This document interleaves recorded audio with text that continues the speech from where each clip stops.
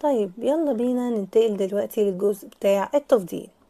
How to express preference، ازاي نعبر عن التفضيل او ان انا بفضل حاجة عن حاجة. الفيرب بتاعنا هو prefer. طيب عندنا كذا حالة. اول حالة لما اجي اقول I prefer going somewhere indoors. prefer هنا هيجي بعدها الفيرب مضاف له ing.